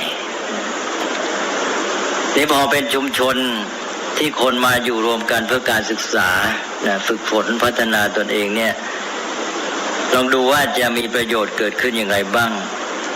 ก็คือว่าหนึ่งคนที่มีความสนใจบ้างแล้วเช่นว่าพบกับพระพุทธเจ้าครั้งหนึ่งเริ่มสายอยากจะเรียนรู้เพิ่มขึ้นก็จะได้มีโอกาสมาอยู่ใกล้พระพุทธเจ้ารวมทั้งท่านผู้ใหญ่อื่นๆที่เป็นมหาสาวกที่เก่าๆที่ท่านจะได้มาช่วยสอนแนะนำเพิ่มเติมหรือมาเป็นที่ปรึกษาไต่ถามคนนั้นก็จะก้าวหน้าเพิ่มขึ้นแล้วก็ผู้ที่อยู่ร่วมกันนี้มีจุดมุ่งหมายอันเดียวกันก็จะมาเป็นสภาพแวดล้อมแก่กันและกันเกื้อหนุนกันเรียกว่าเป็นกัลยาณมิตรในการที่แต่ละคนจะก้าวหน้าไปไม่พาไม่ถูกล่อชักจูงไปในทางที่มันเขวอย่างถ้ามันไม่อยู่ในชุมชนนี้ไปอยู่ข้างนอกสภาพแวดล้อมไม่เอื้ออย่างเราเข้ามาทางธรรมะแล้วไปอยู่ในชุมชนขี้เมาอย่างเงี้ยก็ไม่ดันว่าไม่ได้เรื่องแหละแต่สภาพแวดล้อมไม่อำนวยนอกจากว่าจะไม่ช่วยเอื้อต่อเราแล้วยังแถมจะพาชักลากเราออกไปข้างนอกด้วย นี่เพราะฉะนั้นก็ได้ประโยชน์มากและสภาพแวดล้อมอย่างอื่นก็ต้องจัดให้เหมาะเช่นว่าอาจจะเป็นสภาพแวดล้อมตามธรรมชาติมีความสงบเลยเป็นต้นทุกอย่างเนี่ยมันจะเอื้อไปหมดและนอกจากนั้นแล้วก็นอกจากในชุมชนนี้จะเอื้อต่อกันเองแต่ละคนที่เป็นผู้ใหม่ก็สามารถแสวงหาความรู้ฝึกฝนตนเองได้มากขึ้นแล้วก็ได้ประโยชน์จากกันและกันแล้วก็ได้ประโยชน์จากผู้เก่าผู้เก่าก็ทำประโยชน์ได้มากขึ้นเพราะว่าสามารถสอนกับคนที่มีความมุ่งหมายที่สนใจอยู่แล้วไม่ใช่จะต้องไปเสียเวลาแรงงานมากเกินจำเป็นแล้วนอกจากนั้นก็คือที่นี่ก็กลายเป็นแหล่งที่ว่าคนก็รู้กันว่าอ้อนี่นะชุมชนนี้ที่นี่หรือวัดนี่เป็นแหล่งของธรรมะถ้าต้องการธรรมะต้องการฝึกฝนปฏิบัติต้องการปัญญาเพิ่มขึ้นก็มาที่นี่เลยเป็นแหล่งที่จะสามารถมาปรึกษาไถ่ถามได้และจะได้บรรยากาศได้ความสงบเป็นต้นซึ่งจะช่วยส่งเสริมในทางจิตใจในการพัฒนาชีวิตของตัวเองด้วยแล้วก็ชุมชนนี้เองเมื่อมีผู้ที่มีความรู้มีการพัฒนาศึกษาดีแล้วอยู่ด้วยกันมากๆนอกจากว่าจะทำประโยชน์แก่ผู้มาหาแล้วตัวเองก็สามารถออกไปขยายออกไปกระจายกันออกไปไปทำงานไปช่วยสั่งสอนผู้อื่นก็เป็นแหล่งเผยแพร่ธรรมะเผยแพร่ระบบการฝึกฝนพัฒนามนุษย์ไปด้วยก็ได้ประโยชน์หลายแง่หลายประการเพราะฉะนั้นวินัยคือการจัดตั้งนี้จึงเป็นมีความสำคัญอย่างยิ่งนี่ผู้ที่จะทำอย่างนี้ได้ต้องมีความสามารถพิเศษ2ชั้นคือขั้นที่1ก็ต้อง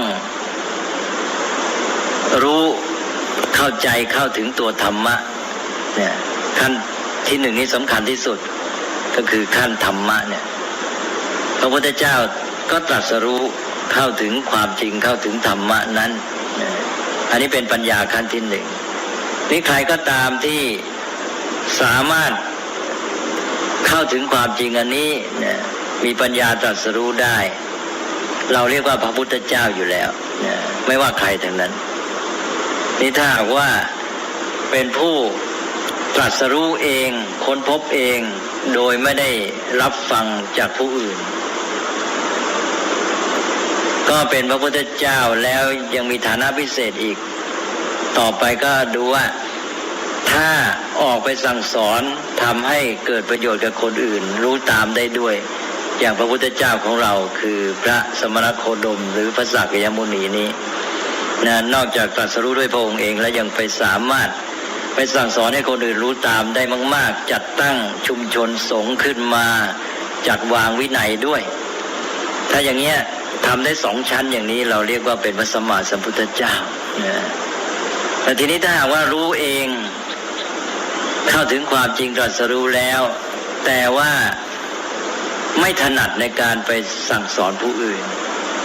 ไม่สามารถในการจัดตั้งวางระบบให้เป็นชุมชนเป็นสงฆ์ขึ้นมาให้คนจำนวนมากได้ประโยชน์จากธรรมะธรรมะนั้นก็จำกัดอยู่เฉพาะตัวเอง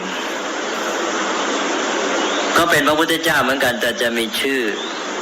เรียกเฉพาะว่าเป็นพระปัจเจกพุทธเจ้าแปลว่าพระพุทธเจ้าที่ตรัสรู้เฉพาะตัวเองผู้เดียวก็เลยเกิดมีพระพุทธเจ้า2ประเภทคือ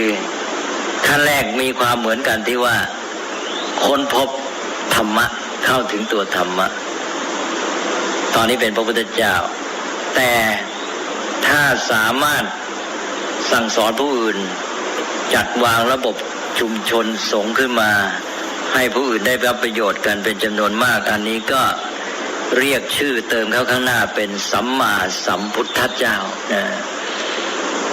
ส่วนท่านที่ค้นพบความจริงอย่างนั้นแต่ไม่สามารถไม่ถนัดในการสั่งสอนไม่ได้จัดวาง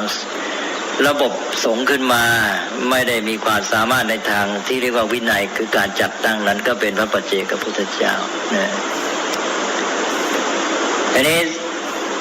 ส่วนท่านผู้อื่นที่ว่ามาฟังพระสัมมาสัมพุทธเจ้าแล้วก็ได้ฝึกฝนพัฒนาตามคำสอนคำแนะนำของพระพุทธเจ้านั้นของพระสัมมาสัมพุทธเจ้านั้นก็พลอยได้เข้าถึงธรรมะได้รู้ความจริงนั้นไปด้วย ก็เป็นพระพุทธเจ้าเหมือนกันแต่เพราะไม่ได้ค้นพบด้วยตนเองเป็นผู้ที่ได้ยินได้ฟังได้สดับได้เรียนตามก็จะมีชื่อเรียกอีกอย่างหนึ่งเติมคำว่าอนุเข้าไปข้างหน้าก็เป็นอนุพุทธะหรืออนุพุทธเจ้า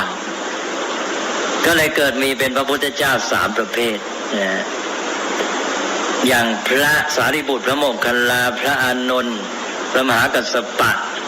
เป็นต้นท่านเหล่านี้ก็ล้วนแต่เป็นพระพุทธเจ้าประเภทที่3คืออนุพุทธเจ้าทั้งนั้นตอนนี้เราก็ได้แล้วว่ามีพระพุทธเจ้า3ประเภทแต่ทีนี้ที่จะเป็นพุทธศาสนาได้นี่จะต้องเกิดขึ้นโดยพระพุทธเจ้าประเภทที่1คือพระสัมมาสัมพุทธเจ้าที่มีความสามารถ2ชั้นนะก็ย้ำอีกทีหนึ่งว่าพระสัมมาสัมพุทธเจ้านั้นมีความสามารถพิเศษ2ชั้นชั้นที่1ก็คือว่าตรัสรู้มีปัญญาค้นพบธรรมะความจริงที่มีอยู่ตามธรรมดานั้นด้วยพระองค์เองนะขั้นที่1แหละในขั้นที่2ก็คือว่านอกจากรู้ด้วยตนเองแล้วยังสามารถจัดตั้งวางระบบในสังคมมนุษย์เพื่อให้คนจำนวนมากนี้ได้ประโยชน์จากธรรมะตามพระองค์ด้วยอันนี้เรียกว่าวินัยนะธรรมะที่มีอยู่ตามธรรมดาธรรมชาติที่พระพุทธเจ้าไปค้นพบรวมกับวินัยนะระบบในทางสังคมนะการจัดตั้งวางระเบียบกฎเกณฑ์กติกาขึ้นในชุมชนนี้อันนี้เรียกว่าวินัย2อย่างธรรมะกับวินัยนี้เป็นพระพุทธศาสนานะอันนี้ก็มีความสัมพันธ์ระหว่างธรรมะกับวินัยอันที่1ก็คือว่าเพราะมีธรรมะวินัยจึงเกิดมีขึ้นมาเพื่อให้คนได้ประโยชน์จากธรรมะนี่ถ้าจัดตั้งวินัยขึ้นมาเฉยๆโดยไม่ได้มีธรรมะเป็นฐานก็ลอยเลยใช่ไหมลอยก็ทำไปทำไมนะอาจจะจัดตั้งเพื่อผลประโยชน์อื่นไปใช่ไหมเช่นว่าจัดตั้งเพื่อไปรบราฆ่าฟันกันเป็นต้นเขาก็จัดตั้งเหมือนกันใช่ไหมนะคนโกรธแค้นกันระหว่างเผ่าระหว่างพวกก็จัดตั้งกันขึ้นมานะเป็นกองทัพแล้วก็ยกไปตีกันฆ่ากันนะอย่างนี้ก็ถือเป็นการจัดตั้งเหมือนกันแต่ว่าอันนี้ขาดธรรมะเป็นฐานก็ไม่มีความหมายก็เสียเลยใช่ไหมทำให้เกิดผลร้ายการเบียดเบียนกันนั้นต้องมีธรรมะเป็นฐานก่อนเพราะนั้นธรรมะนี่แหละเป็นตัวหลักยืนเป็นแกนกลางแล้วเรามีวินัยคือการจัดตั้งวางระบบขึ้นมาก็เพื่อให้คนได้ประโยชน์จากธรรมะเพราะนั้นธรรมะจึงเป็นจุดหมายของวินัยวินัยเพื่อให้คนเนี่ยเพื่อช่วยคนเพื่อสร้างสภาพเอื้อให้คนเนี่ยจำนวนมากๆได้เข้าถึงธรรมะแล้วก็จัดวางดีๆยิ่งดีก็ยิ่งช่วยให้เข้าถึงธรรมะได้ง่ายขึ้นใช่ไหมและอีกอย่างหนึ่งก็คือว่าถ้าจะจัดตั้งระบบที่เรียกว่าวินัยให้ได้ผลดีนี่ก็ต้องรู้ธรรมะด้วยรู้เข้าใจความจริงถ้าไม่รู้เข้าใจตัวธรรมะความจริงนั้นอย่างท่องแท้การจัดระบบที่เรียกว่าวินัยก็จะไม่เกิดผลสำเร็จก็ถ้าเราไม่รู้ว่าสิ่งที่เราต้องการคืออะไรแน่ตัวธรรมะนั้นคืออะไรแล้วจะให้คนนี้เข้าถึงสิ่งนี้ใช่แต่ว่าจุดหมายของธรรมะเมื่อฝึกตนพัฒนาชีวิตตามธรรมะแล้วจะได้มีจิตใจบริสุทธิ์ปราศจากกิเลสพ้นจากความทุกข์อะไรต่างๆเหล่านี้ซึ่งเป็นจุดหมายชีวิตมีอิสรภาพต้องรู้ว่าธรรมะนี่จะให้เกิดผลอะไรธรรมะเป็นอย่างไรจึงจะวางวินัยจัดวางระบบชุมชนสังคมให้สอดคล้องกันได้ถ้าไม่รู้ธรรมะนี่ก็การจัดตั้งนั้นก็เลื่อนลอยไม่ได้ผลเพราะนั้นก็เลยกลายเป็นว่าธรรมะนี่เป็นทั้งจุดหมายแล้วก็เป็นฐานของวินัยต้องรู้เข้าใจธรรมะท่องแท้จึงจัดวางวินัยได้ผลดีแล้วที่วางวินัยเพื่ออะไรก็เพื่อให้คนนั้นไปเข้าถึงธรรมะ ก็ยุติได้ว่าธรรมะนั้นเป็นทั้งฐานและเป็นทั้งจุดหมายของวินัยหรือเป็นทั้งเบื้องต้นเป็นทั้งรากแล้วก็เป็นทั้งยอดของวินัยอันนี้เรามาพูดถึงเรื่องของสังคมมนุษย์พูดกว้างออกมานี่เราพูดเริ่มจากพระพุทธศาสนานะนี่ก็เป็นอันว่าพระพุทธศาสนาก็มีสองส่วนนี่แหละความสามารถพิเศษของพระพุทธเจ้าก็อยู่ที่ทั้งเข้าถึงธรรมะและสามารถจัดตั้งวินัยระบบสังคมนี่สังคมมนุษย์ในวงกว้างก็เช่นเดียวกันก็คือว่ามนุษย์นี่ต้องการอยู่อย่างมีสันติสุขต้องการสังคมที่ดีงามต้องการให้มนุษย์ที่อยู่ในสังคมนี้มีชีวิตที่ดีงามมีความร่มเย็นเป็นสุขแสดงว่าก็คือต้องการธรรมะใช่ไหมแต่นี้เพื่อจะให้คนได้ประโยชน์ได้สิ่งที่เรียกง่ายๆว่าธรรมะเนี่ยคือว่าชีวิตที่ดีงามมีความร่มเย็นเป็นสุขและไม่เบียดเบียนกันเนี่ยคือเรียกว่าธรรมะพูดง่ายๆเพื่อจะให้คนได้ประโยชน์จากธรรมะเนี่ยสังคมมนุษย์ตลอดประวัติศาสตร์ก็พยายามกันมาที่จะจัดตั้งวางระบบสังคมชุมชนของตนใช่ไหมจนกระทั่งเกิดเป็นอารยธรรมสังคมที่พัฒนาก็ยิ่งมีระบบแบบแผนมากขึ้นจนกระทั่งว่าซอยละเอียดลงไปนะระบบการเป็นอยู่ทั้งหมดเนี่ยถ้าเรายังไม่ซอยเนี่ยมันจะมีอะไรก็เช่นว่าเรื่องการเป็นอยู่เรื่องอาหารปัจจัย4เนี่ยก็ต้องจัดวางระเบียบว่าเราจะแบ่งกันยังไงต้องมีระบบกรรมสิทธิ์แหละใครจะเป็นเจ้าของทรัพย์สินได้เท่าไรจะมีปัจจัย4กินได้ยังไงใช่ไหมแต่ทำไงคนที่อยู่ด้วยกันจะไม่เบียดเบียนกันไม่ใช่ว่าคนไหนมีกำลังมีอำนาจก็เอาเปรียบคนอื่นจนกระทั่งคนอ่อนแอก็ไม่มีอะไรจะกินอะไรเงี้ยสังคมก็จะต้องมาจัดวางระบบการเป็นอยู่การจัดสรรการแบ่งปันในพวกปัจจัย4เป็นต้นแล้วก็ระบบการทำมาหาเลี้ยงชีพจะหากินอย่างไรนะแล้วต่อมาก็ถ้าคนทำผิดจะลงโทษยังไงใช่ไหมจะมีวิธีจัดการยังไงนะเพื่อจะปราบปรามป้องกันความชั่วการทำผิดทำไงจะส่งเสริมความดีแล้วต่อไปทำไงคนจะรู้ผิดรู้ถูกแล้วก็รู้จักวิธีทำมาหากินก็ต้องมีการศึกษามีระบบอะไรต่างๆขึ้นมาเรื่อยจัดตั้งโรงเรียนที่เรียนมีการสอนนะแล้วก็แต่ทั้งหมดนี้ก็คือว่าเมื่ออยู่ร่วมกันแล้วก็จะต้องมีการปกครองนะจึงจะอยู่กันได้ดีในสังคมที่เป็นพื้นๆง่ายๆเนี่ยแม้แต่เล็กน้อยก็จะมีสิ่งเหล่านี้แต่ว่ามันจะไม่มีการแยกชัดพอเป็นสังคมใหญ่ๆขึ้นนี่แยกออกมาเป็นระบบเศรษฐกิจระบบการเมืองการปกครองระบบทางด้านสังคมต่างๆนะแม้แต่เรื่องอย่างที่ว่าการ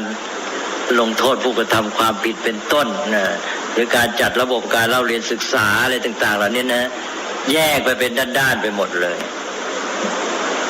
อันนี้พอแยกเป็นระบบต่างๆเนี่ยต่อมามันก็มีความซับซ้อนมากขึ้นนี่แต่ว่าทั้งหมดเนี่ยจะเป็นระบบที่ยังไม่ได้แยกย่อยก็ตามหรือเป็นระบบใหญ่ที่แยกออกไปซอยเป็นระบบย่อยต่างๆก็ตามที่จริงมันก็อันเดียวกันก็คือมุ่งหมายเพื่อทำไงจะจัดให้มันคนเนี่ยมันได้ประโยชน์จากธรรมะใช่ไหมคือจะทำให้เขามีชีวิตดีงามมีความสุขอยู่ร่วมกันได้ดีไม่เบียดเบียนกันอะไรเงี้ยนะร่วมมือกันเพื่อจะสร้างสรรค์สังคมมันก็มุ่งหมายอย่างเงี้ยมันก็อันเดียวกันนั่นแหละอันนี้ถ้าคนเข้าถึงความจริงคือตัวธรรมะนี่รู้ว่าชีวิตของเรานี่คืออะไรเป็นความดีงามของชีวิตที่ดีมีความสมบูรณ์เป็นยังไงนะถ้าอันนี้มันมีความชัดเจนเนี่ยการจัดตั้งวางระบบต่างๆไม่ว่าจะเป็นระบบแบบว่ากว้างๆคลุมๆหรือจะแยกเป็นระบบย่อยแบบว่าเป็นด้านๆระบบเศรษฐกิจการเมืองการปกครองระบบการศึกษาอะไรต่ออะไรเนี่ยไม่ว่าจะเป็นยังไงก็ตามเนี่ยถ้ามันมีความเข้าใจในตัวความจริงนั้นคือตัวธรรมะชัดเจนเนี่ยการจัดวางระบบก็มีทางที่จะได้ผลจะถูกต้องขึ้นใช่ไหมแต่ก็ต้องขึ้นต่อความสามารถของคนจัดด้วยก็อย่างที่ว่าก็ต้องมีความสามารถ2ชั้น1ต้องเข้าถึงตัวความจริงที่เรียกว่าธรรมะ2แล้วก็มีความสามารถในการจัดตั้งเนี่ยทำไงจะให้คนได้มีความสามารถครบทั้งนี้นี่มนุษย์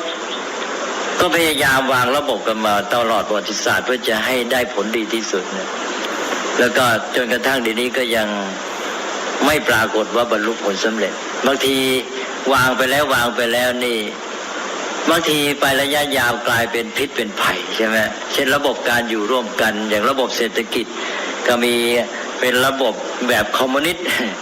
ระบบทุนนิยมก็